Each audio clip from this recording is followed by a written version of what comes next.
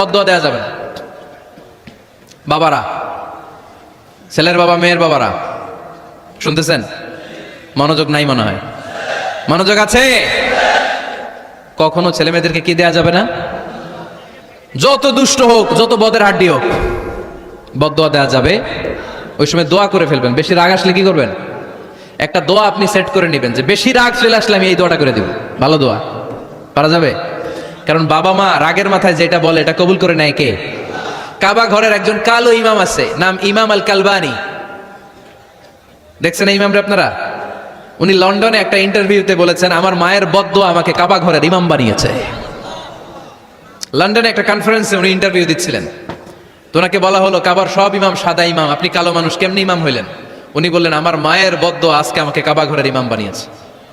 উনি বললেন, আমি ছোট্টবেলা অনেক বদের হাড্ডি ছিলাম, আমার মতো দুষ্ট আমার এলাকায় কোনো ছেলে ছিল না। মানুষের গালাগালি, মারামারি, দুষ্টামি, ভাঙচুর, চেঁচামেচি, চিৎকার, বিশৃঙ্খলা আমার মতো কেউ বেশি করতে পারতো না। কিন্তু আমার মা ছিল অনেক বড় আল্লাহওয়ালা। আমার মা জানতেন আল্লাহর কাছে দোয়া করার কত বড় পাওয়ার। আমার মা যখন আমার উপর রেগে যেতেন, আমার মা জানতেন রাগের মাথায় বদদোয়া দিলে বদদোয়া কবুল হয়ে যাবে।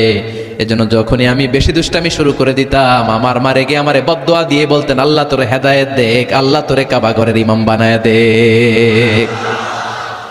মা যখন রেগে যেতেন, রেগে মেগে উনি সব সময় বলতেন, আল্লাহ তোরে হেদায়েত দেখ, তোরে কাবার ইমাম বানায় দেখ। রাগে রাগে ভালো দোয়া করতেন। সুবহানাল্লাহ কইতে বললেন না? আপনারাও আপনাদের ছেলে মেয়েদের জন্য একটা ভালো দোয়া সেট করে নেবেন। রাগ আসলে ওই দোয়াটা করবেন, ওইটার উপরে জাল মেটাবেন, রাগ মেটাবেন ওইটার উপর। পারা যাবে? পারা যাবে?